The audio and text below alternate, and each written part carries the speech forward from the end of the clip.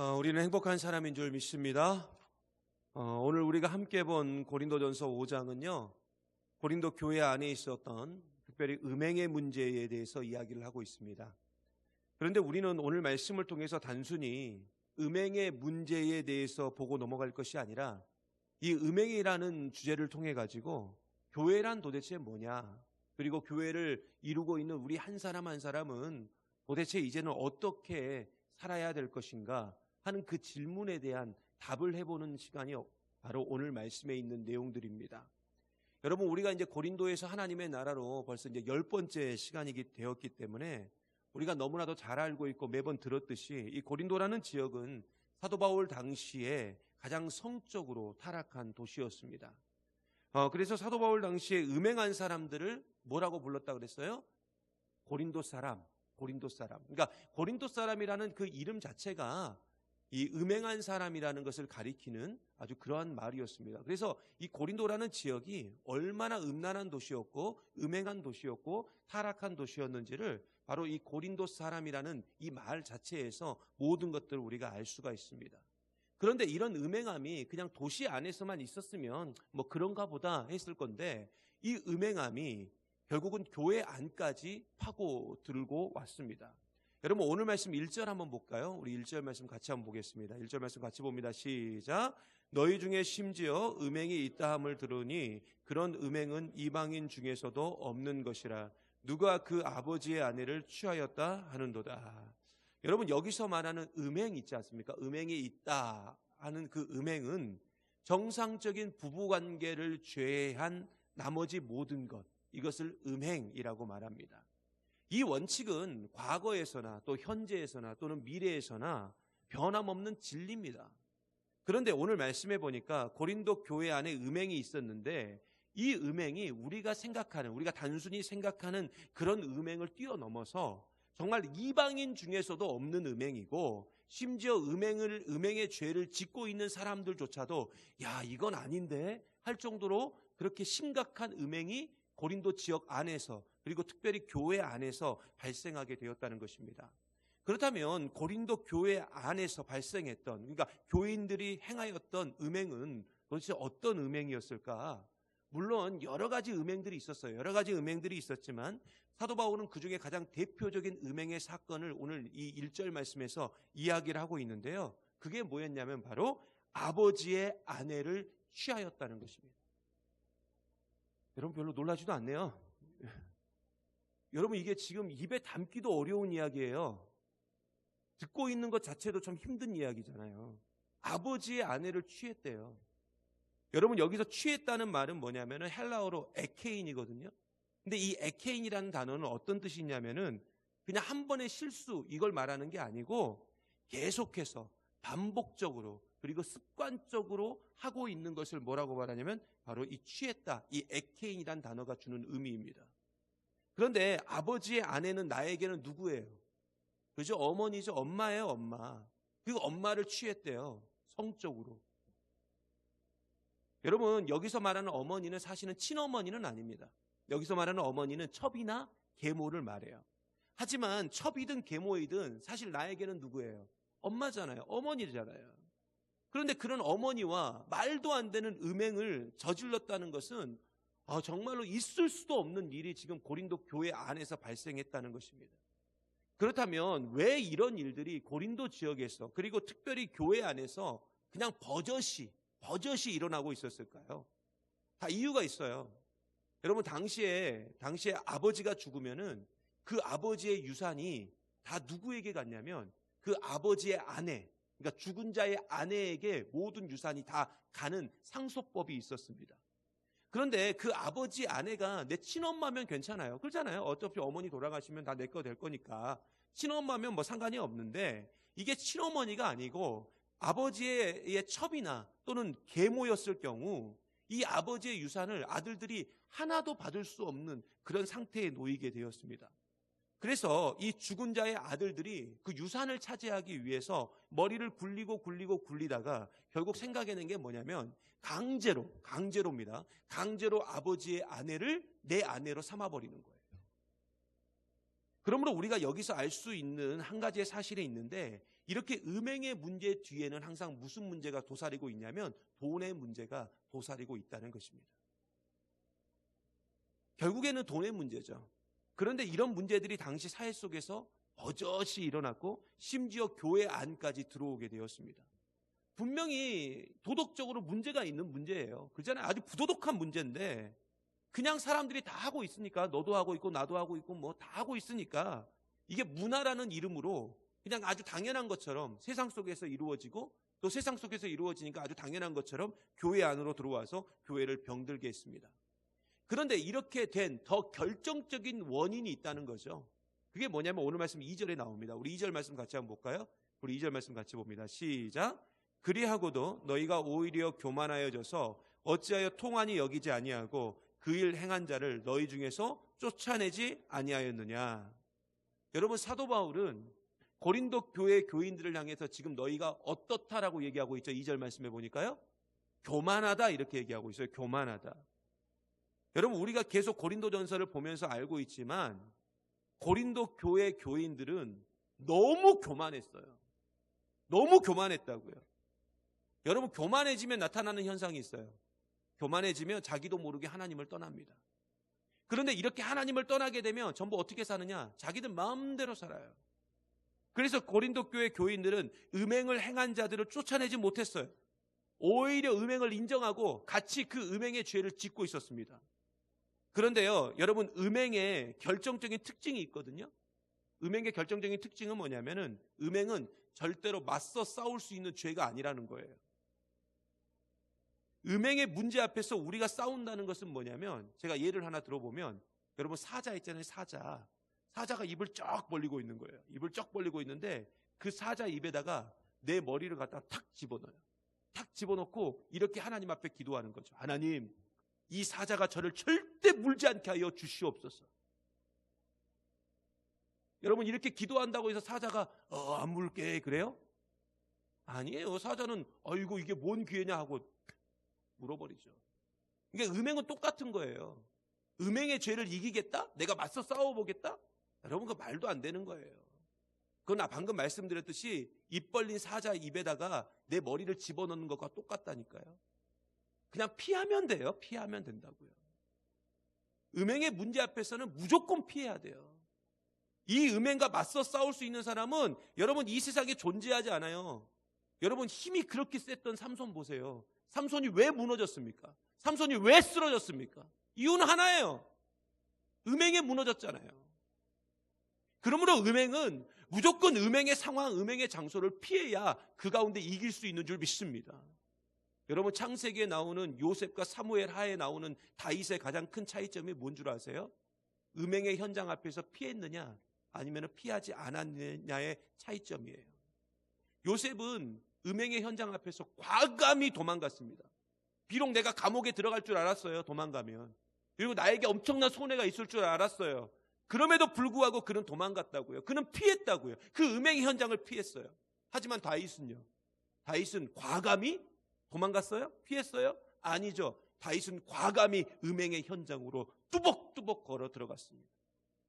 그리고 직접 자기가 죽이지 않았다 할지라도 자기의 음행을 감추기 위해서 어떻게 했어요? 사람을 죽이고 말았어요. 결국 음행의 죄가 우리 안에 들어오면 그 음행의 죄는 우리의 모든 것을 다 파멸시키고 우리의 모든 것을 다 끝장내버리는 줄 믿습니다. 그러므로 우리는 음행이란 죄가 우리 안에 들어오지 못하도록 수시로 주의하고 음행의 죄가 있으면 피해야 된다고요. 여러분, 사실 모든 죄들이 전부 무섭죠. 모든 죄들이 다 무서워요. 더럽고 두려운 존재이지만 그 중에 가장 거머리같이, 여러분 거머리 아시죠? 여러분 거머리가 이게 거머리 모르신가요? 다 도시에 사셨어요? 네. 저는 어렸을 때 이렇게 조리저수지, 지금 호수공원이 됐지 않습니까? 거기 예전에 이렇게 그 조리저수지 보면 이렇게 밑으로 이렇게 물이 흐르는 곳에 있어요. 거기서 많이 놀았어요. 왜 그러냐면 거기가 이제 미끌미끌하니까 비료푸대 같은 거 가지고 가가지고 쭉 물썰매 같은 거 타려고 거기서 놀다 보면, 근데 거기에 꼭 거머리가 많았어요. 근데 그 거머리가 다리에 딱 붙으면 어떻게 되냐면은 이게 죽어도 안 떨어져요. 확 떨어뜨리려도 안 떨어진다고. 근데 얘가 알아서 똑 하고 떨어질 때가 있어요. 그때가 언제죠? 그죠? 피를 지가 막 많이 먹어가지고 통통해지면 아이고 다 먹었다 하고 똑 떨어진 줄. 여러분은 도시분들이라서 잘 모르신가 봐요. 근데 이 음행의 죄도 마찬가지예요. 빨아먹을 만큼 다 빨아먹으면 그때 떨어지지 죽어도 안 떨어져요. 끝까지 우리를 괴롭히고 힘들게 하는 게 뭐냐? 그게 음행의 죄죠. 그래서 음행의 죄는 죄 중에서 가장 무서운 죄입니다. 그렇다면 왜 고린도 교회는 이렇게 음행을 저지른 사람들을 쫓아내지 못했을까요? 당시 교회 안에서 음행을 저질렀던 사람들은 대부분 부자였습니다. 돈이 많았어요. 돈이 많으니까 아버지한테 받을 게 있는 거죠. 돈이 없는 사람은 뭐 아버지한테 받을 것도 없죠. 그러면 욕심 부리지도 않고 이런 음행의 죄를 지을 필요도 없어요.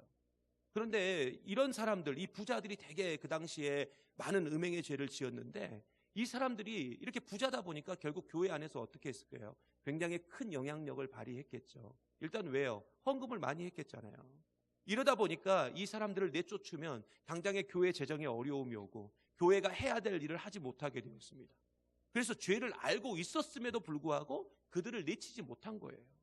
결국 고린도 교회는 하나님의 능력이 아니라 사람의 능력을 의지하고 사람이 지배하는 교회였다고요.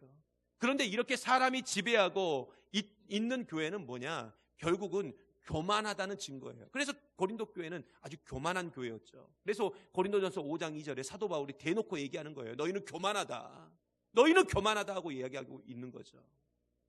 여러분 오늘 말씀 3절 한번 보겠습니다. 우리 3절 같이 볼까요? 같이 봅니다. 시작. 내가 실로 영으로는 함께 있어서 거기 있는 것 같이 이런 일을 행한 자를 이미 판단하였노라. 아멘.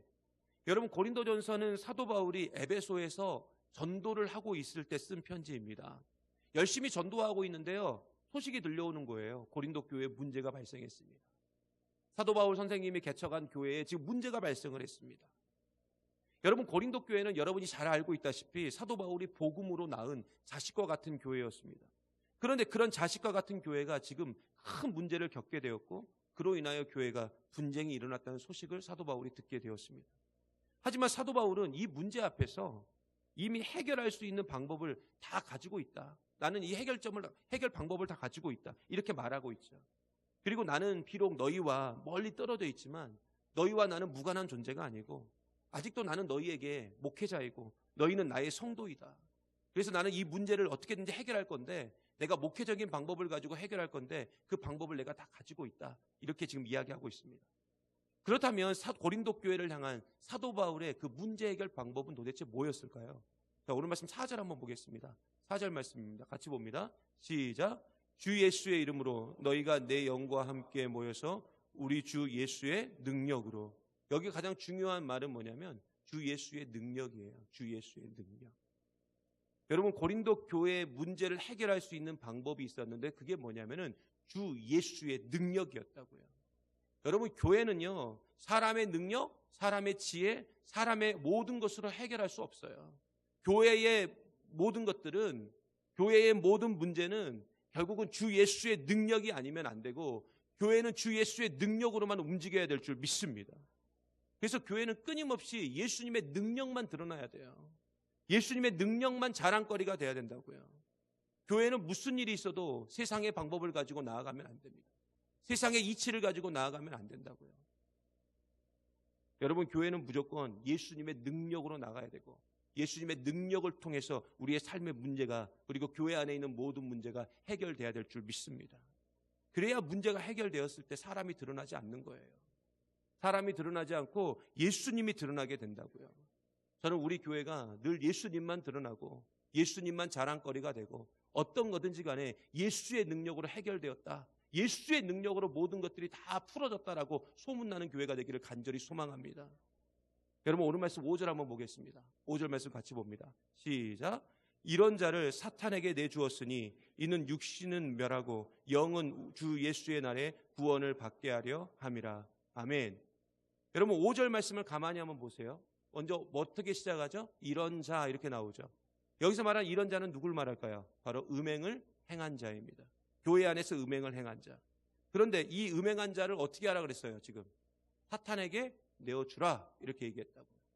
그런데 그렇게 그래요 알겠습니다 했는데 그 마지막에는 어떻게 나오는 거예요? 결론은 뭐예요? 이런 사람도 결국 뭘 받아야 된다는 거예요?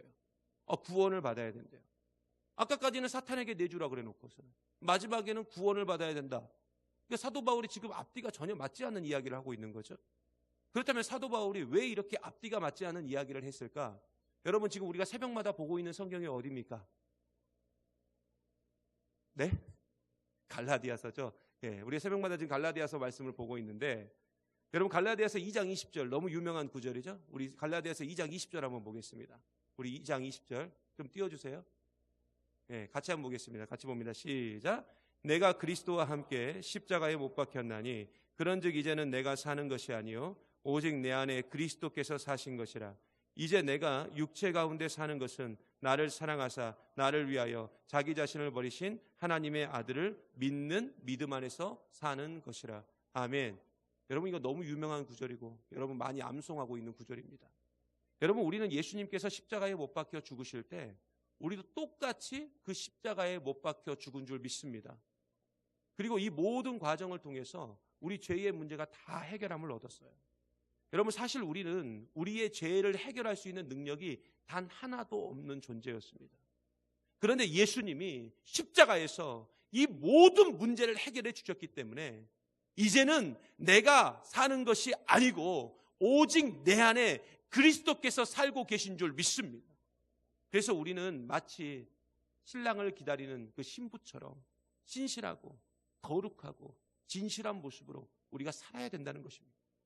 그런데 문제는 우리가 너무 연약하다는 거예요. 문제는 우리가 너무 부족하다는 거예요. 문제는 우리가 너무 흠이 많다는 것입니다. 그래서 여전히 음행의 자리로 들어가고 여전히 죄악의 자리에 서 있다는 것입니다.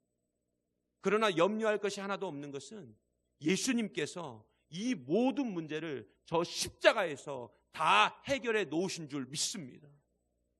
그리고 우리가 분명히 기억해야 될 사실이 있는데, 여러분, 사랑의 주도권은 하나님께 있어요. 하나님께 있다고요. 내가 하나님을 믿어서, 내가 하나님을 사랑해서 우리가 구원받은 게 아니에요. 그렇게 내가 사랑해서 내가 구원받고, 내가 사랑해서 내가 믿어서 하나님께 구원을 받았다면, 은혜를 받았다면 그건 전부 내 공로가 드러나는 거잖아요. 내 힘이 드러나는 거잖아요.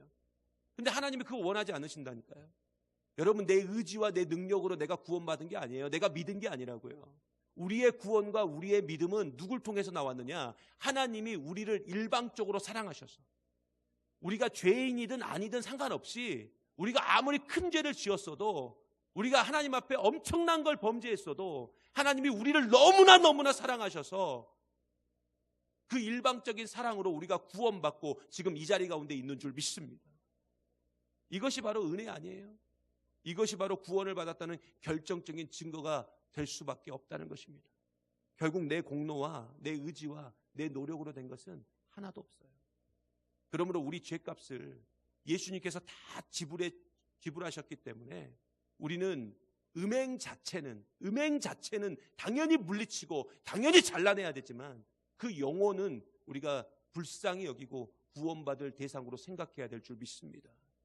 그러므로 여러분, 예를 들어서 우리 교회 안에 동성애자가 올 수 있어요. 그럴 수도 있잖아요.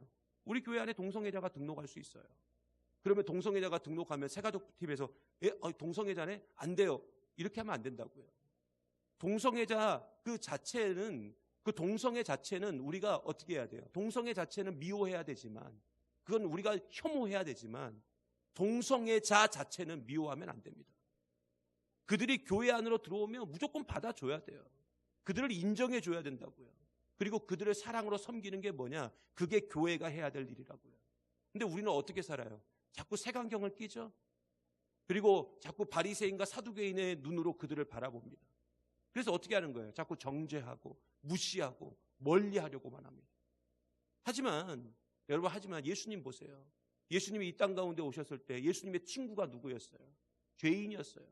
세리였어요. 창녀였다고요. 이런 사람들이 전부 예수님의 친구였다고요. 그러므로 여러분, 지난 수요일에도 제가 말씀드렸듯이 우리는 누구를 정죄하고 누구를 미워할 수 있는 그런 존재와 상태가 아닙니다. 우리는 전부 가인이라고요. 가인. 근데 우리가 자꾸 교만해져 가지고 나는 가인이 아니라 자꾸 나는 아벨이다, 나는 아벨과 같은 사람이야, 이렇게 생각한다고요. 여러분, 착각이에요. 우리는 다 가인이에요. 여러분, 오늘 말씀 5절에서부터 7절까지 다시 한번 볼까요? 오늘 말씀 5절부터 7절까지 같이 봅니다. 시작. 이런 자를 사탄에게 내주었으니 이는 육신은 멸하고 영은 주 예수의 날에 구원을 받게 하려 함이라. 너희가 자랑하는 것이 옳지 아니하도다. 적은 누룩이 온 덩어리에 퍼지는 것을 알지 못하느냐. 너희는 누룩 없는 자인데 새 덩어리가 되기 위하여 묵은 누룩을 내버리라. 우리의 유월절 양 곧 그리스도께서 희생되셨느니라. 아멘. 여러분, 예수님은 우리의 죄 때문에 죽으신 줄 믿습니다. 여러분, 이건 꼭 잊지 말으셔야 돼요. 그런데 우리가 다시 죄로 돌아간다면 예수님의 죽음은 헛될 수밖에 없어요. 그래서 사도 바울은 누룩, 즉 음행의 죄를 조심하라고 말합니다. 여러분, 누룩의 특징이 있죠. 자꾸 퍼지게 하고 번지게 만드는 특징이 있습니다. 그런데 음행의 죄 또한 그런 특성이 있어요. 그래서 우리는 나를 위하여 십자가에 달려 죽으신 예수님을 기억하면서 누룩 없는 자라는 건 뭐냐면 거룩한 자로 우리가 살아야 될 줄 믿습니다. 그런데 이렇게 살기 위해서는 우리의 힘으로는 불가능해요. 우리가 아무리 노력해봤자 그걸 벗겨낼 수 없어요. 그걸 지워낼 수 없다고요. 하나님의 은혜가 없으면, 주님의 예수의 보혈이 우리 가운데 흐르지 않으면 우리는 절대로 거룩할 수 없는 줄 믿습니다. 그래서 우리는 하나님의 은혜로 말미암아 내 안에 들어있는 모든 누룩을 다 벗겨버리고 이제는 신실하고 거룩한 삶을 살아야 될 줄 믿습니다. 여러분, 오늘 말씀 8절 다 같이 보겠습니다. 우리 8절 말씀 같이 봅니다. 시작. 이러므로 우리가 명절을 지키되 물은 누룩으로 말고 악하고 악의에 찬 누룩으로도 말고 누룩이 없이 오직 순전함과 진실함의 떡으로 하자. 아멘. 순전함과 진실함의 떡으로 하자. 여러분, 이 말은 뭐냐? 교회에 가장 필요한 게 있다는 거죠. 교회를 구성하고 있는 한 사람 한 사람에게, 우리 모두에게 필요한 게 있어요. 그게 뭐냐면 바로 순전함과 진실함인 줄 믿습니다. 저는 이 설교를 준비하면서 이런 생각을 해봤어요. 왜 하나님께서 우리 한소망교회를 이 용당동에 세워놓으셨을까? 벌써 68년이 됐지 않습니까? 여기를 기준으로 해서 좌우 뭐 다 해서 한 300m 안에서 우리 교회가 계속 있었어요. 여러분, 요새요 교회들이 하루아침에 생겼다가 하루아침에 없어지는 교회들도 얼마나 많은지 모릅니다. 사실 우리 교회 역사를 여러분이 요람을 통해서 쭉 보시면 알 수 있지만은 51년도부터 세워진 51년도부터 80년도까지는 굉장히 힘든 시간을 보냈어요. 수많은 교역자들이, 우리 장로님들 이야기를 들어보고 권사님들 이야기를 들어보니까 도대체 이분은 우리 교회에 얼마나 있었는지 기억이 안 될 정도로 너무나 많은 교역자들이 바뀌었어요. 심지어 어떤 분은 2주 계신 분도 계셨대요. 2주. 근데 그렇게 많은 교역자들이 바뀔 때마다 여러분, 교회가 얼마나 많이 힘들고 어려웠겠습니까? 얼마나 많은 아픔들이 있었겠습니까? 얼마나 많은 고통들이 있었겠습니까?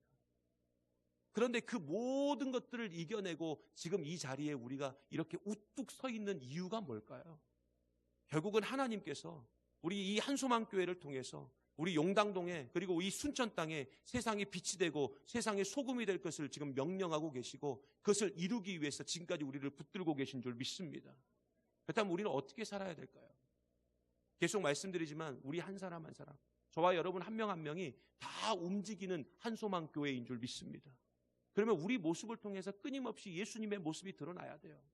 오늘 말씀과 같이 순전함과 진실함과 그 거룩함이 우리의 삶의 모습을 통해서 드러나야 될 줄 믿습니다. 지금 우리가 어떻게 살아가느냐에 따라서 주님의 길이 열릴 수도 있고 주님의 길이 닫힐 수도 있어요. 우리가 어떻게 살아가느냐에 따라서 우리가 좁은 길로 사람들을 인도할 것인가, 아니면은 망하는 파멸의 길인 넓은 길로 인도할 것인가, 우리의 모습 속에서 모든 것이 다 드러나게 될 줄 믿습니다. 그러므로 하나님께서 지금까지 우리를 붙드시고 이렇게 세우신 이유를 다시 한번 깊이 있게 생각해 보고요. 내게 주어진 모든 삶 속에서 늘 신실하게, 그리고 진실하게, 그리고 거룩하게 살아감을 통하여 하나님이 원하시는 아름다운 교회로, 그래서 고린도에서 하나님의 나라로 우리의 삶과 우리의 가정과 우리의 직장과 우리 교회와 이 땅과 민족을 변화시켜 나가는 저와 여러분 되시기를 간절히 소망합니다.